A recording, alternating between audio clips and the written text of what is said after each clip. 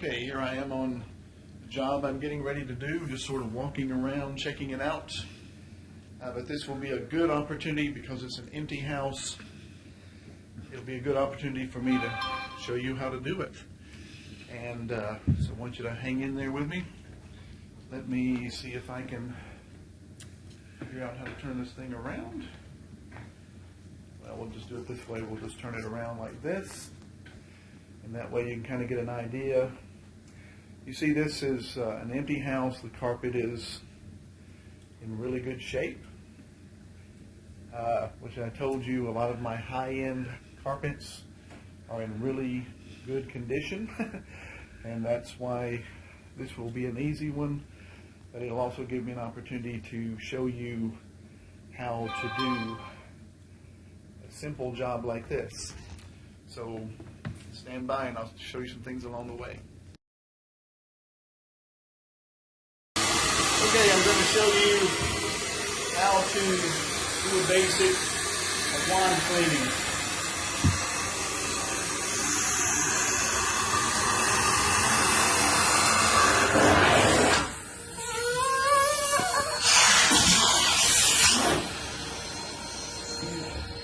I'm going to do this with my hand.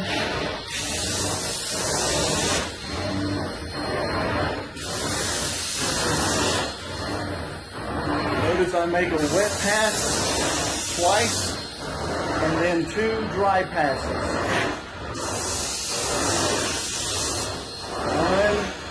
1, 2. 2 wet passes, 2 dry passes. Very simple. Carpet is not heavily soiled. Obviously, you would make more passes if the carpet is dirty.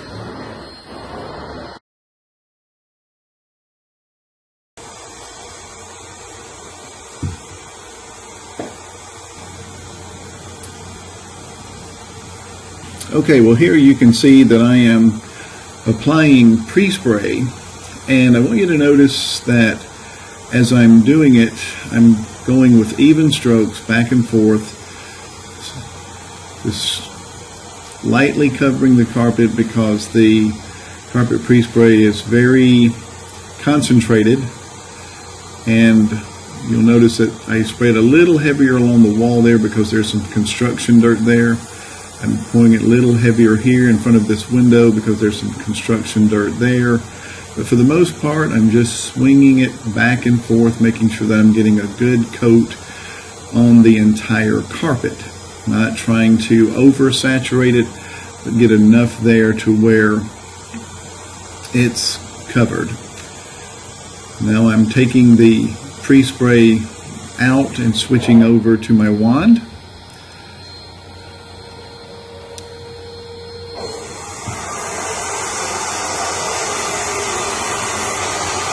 You can hear the volume of that suction coming. It's a very powerful suction. Start in the closet, and you'll just notice that I'm moving quickly because this again is not very heavily soiled carpet.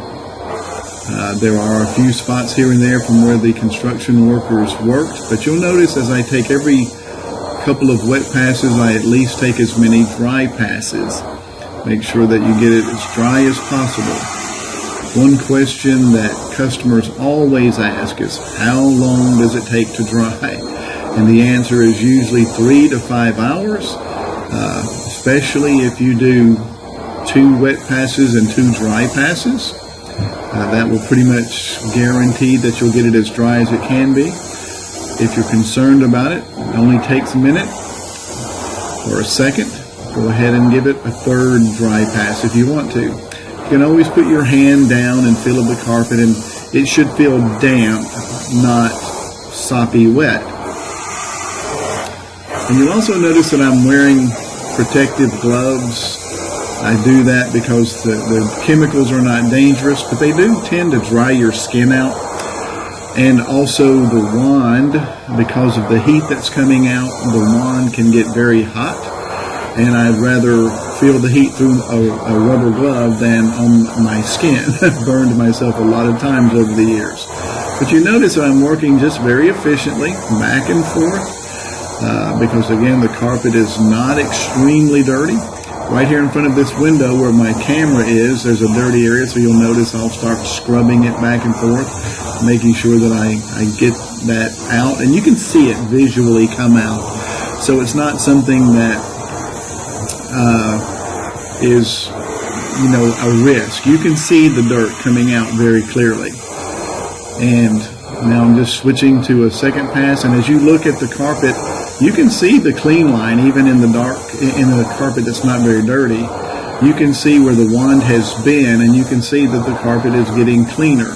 Like right next to the wand right now there where it is, it's a little dirtier, but now you see as the wand passes it, there is a clean line there. And so you can see where I've been, and notice how quickly I'm going. It's going to take me about 7 minutes to pre-spray and steam this room out. And over here, there's a little heavier, dirty area, so that's why I'm scrubbing a little more intensively.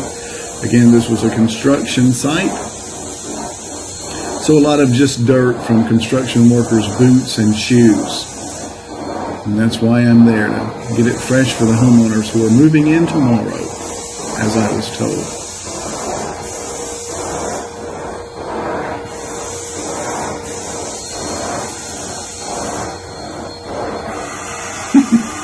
I get tickled at myself. I'm 60 years old, and I look like a 60-year-old man doing this. This is in January when I'm doing this, and I always put on weight during December because of Christmas holidays.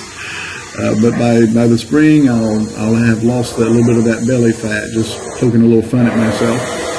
But you notice I'm cleaning behind the door. Even though the carpet is in pristine condition, I clean behind the door. And to get the hoses out, I always just walk my wand out. It helps me to get the hose out from under my feet. You can't tell you how many times I have tripped over my wand or my hoses.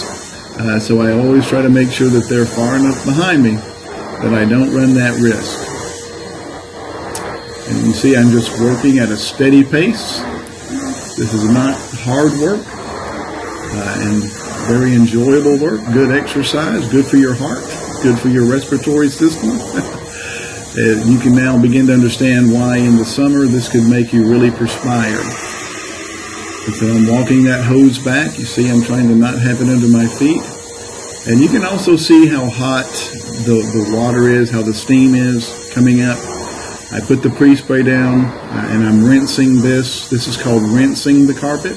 You can see that steam coming up, and I'm using just pure water. No fiber rinse, no solution in the lines.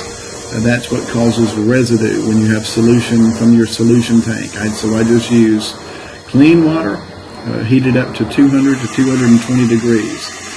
And so as I'm walking that hose out, getting out from under my feet, you can see that steam popping up there, really hot.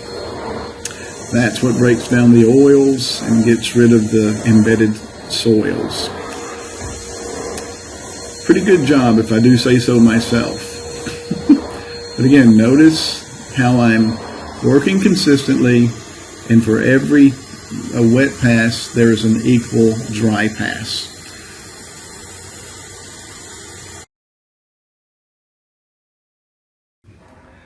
Okay guys, I'm still on this job. I'm going to take a quick breather. I'm about 2/3 of the way through it. Not going to take long. It's an hour and a half or so to finish this one up. $200 for a very easy job.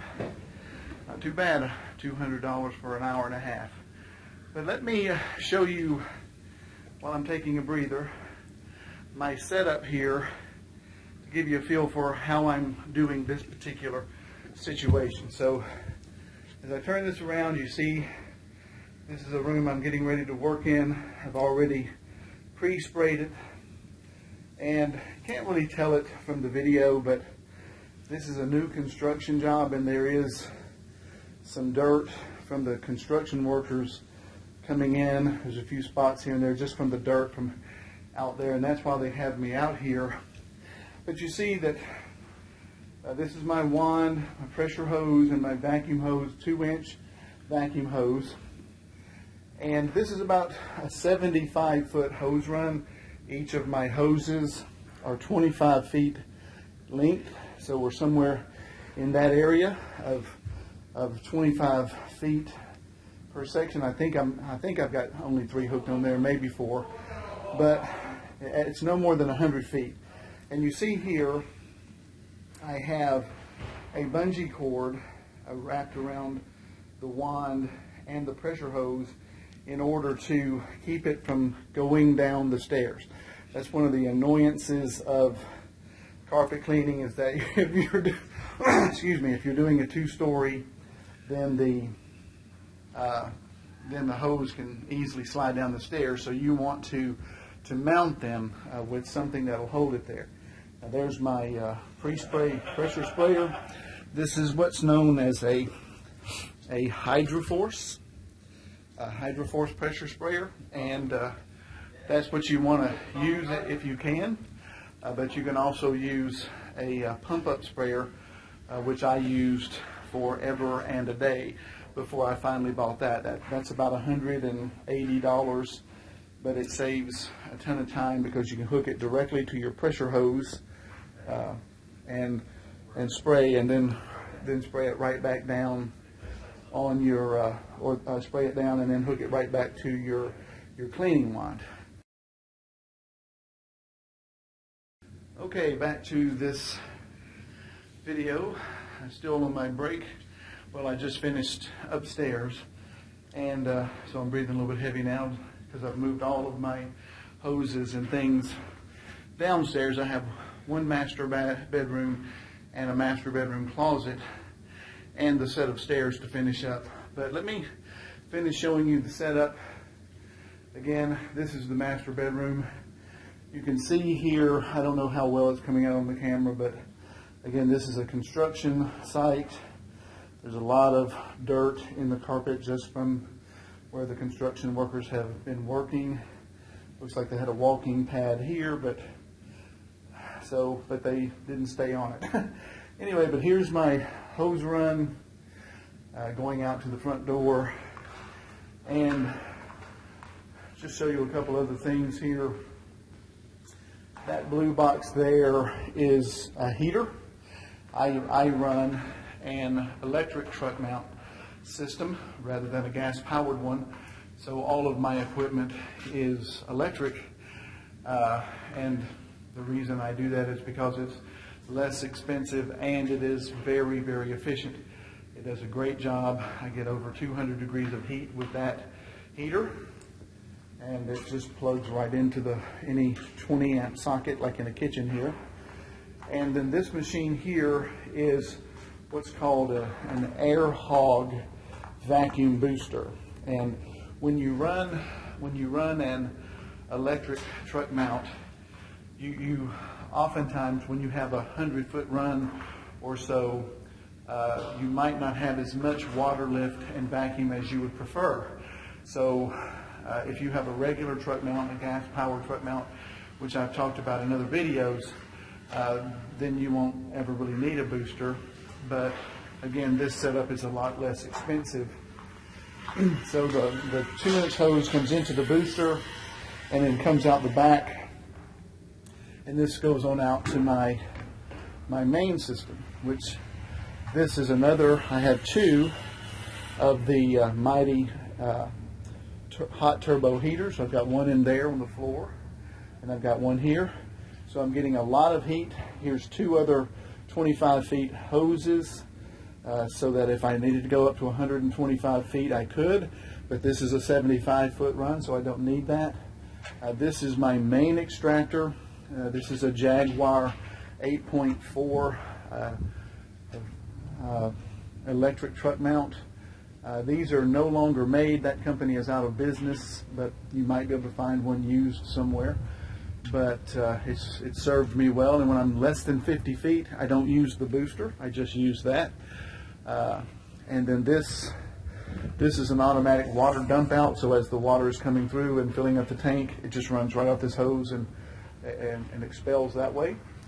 That is a pump-up sprayer. I told you I used a pump-up sprayer for the longest time. instead of my Hydroforce, but I do keep one with me at all times just in case I have a problem with my Hydroforce. And then, of course, I have a very big, what's that called? It's a generator. It's a very big generator, and it powers the Jaguar and the heater, because the heater pulls a lot of amps. You know, it's 220 watts, and so it pulls a lot of amps, and so does the Jaguar. So I'll show you more about my truck mount setup in another video.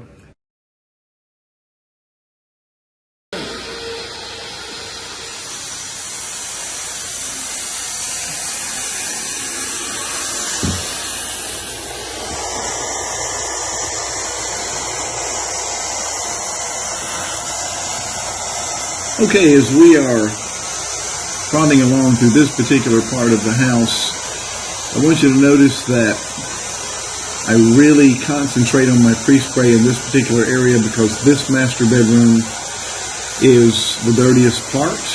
Now, this is a new client, a construction company that I hope to get a lot of business from.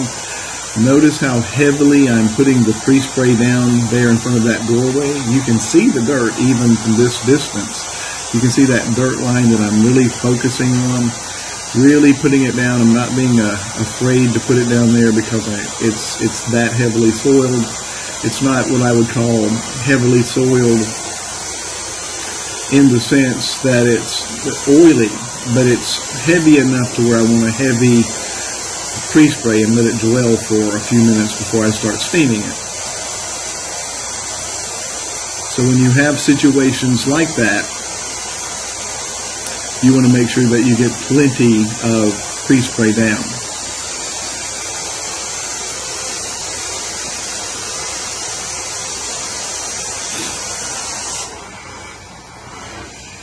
A lot of vacuum power. That booster. The booster, my vacuum power is as strong as any truck mount out there that's gas powered. It's the same water rate.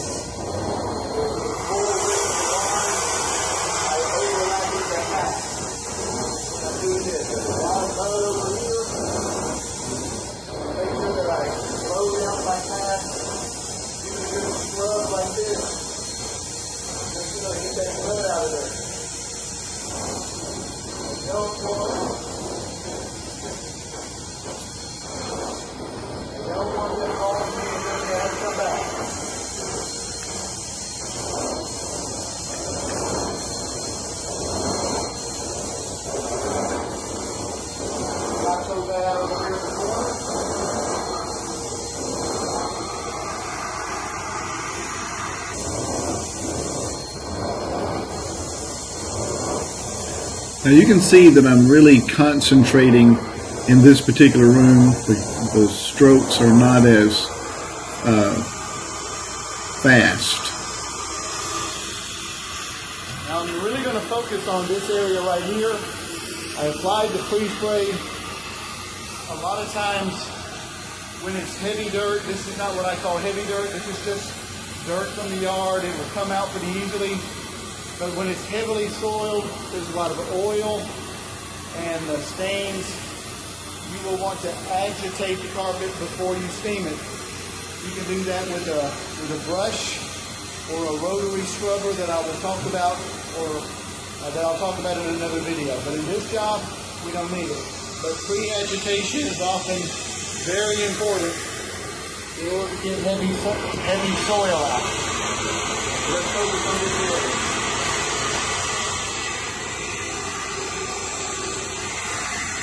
Now again, this is the Part of the room.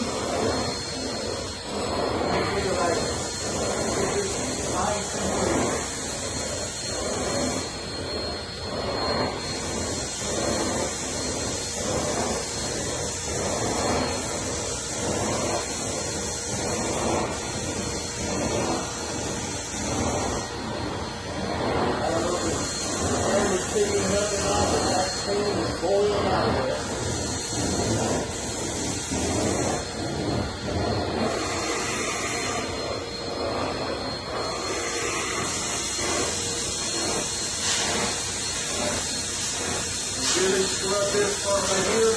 A lot of dirt in this doorway.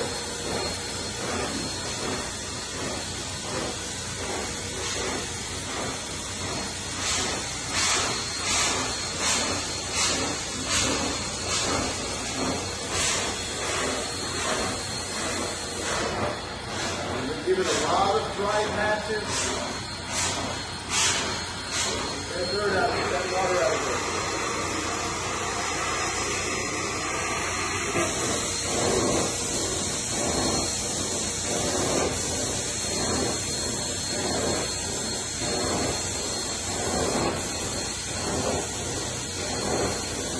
So you can see the amount of effort that I'm putting into this particular area because it was the dirtiest part of the entire house. This is what they're going to come and look at when I'm finished.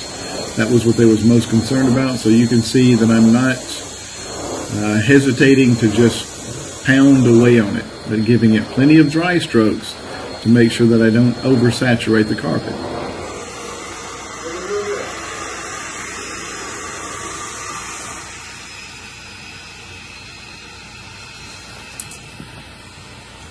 Now I'm going to show you the middle part of the room, which was also quite dirty, but I want you to pay particular attention to the different way that I use the wand in this room than I did in the first room I showed you earlier in this video. Notice that I'm not scrubbing quite as fast, and I'm also taking more passes. Now, on that particular part that I just finished, it's not as dirty, but you notice that I keep looking over. Notice how my head keeps turning. I'm looking for the heavier soiled areas. I move that way. I'm now slowing that stroke down. You see I'm giving more passes. I'm only half overlapping the wand. You notice that I'm not doing a full overlap of the full length of the wand, but you see it's just half, and I'm scrubbing those areas that I see the heavy dirt in. It's extremely important that I get this carpet as clean as possible, because this client has told me if I do a bang-up job for them, they will use me many more times. This is a very busy construction company in our city, and I would love to get that contract. They had actually called us franchise to come and do it, but they had to cancel because of COVID. Their technician got COVID, and so they had to call me at the last minute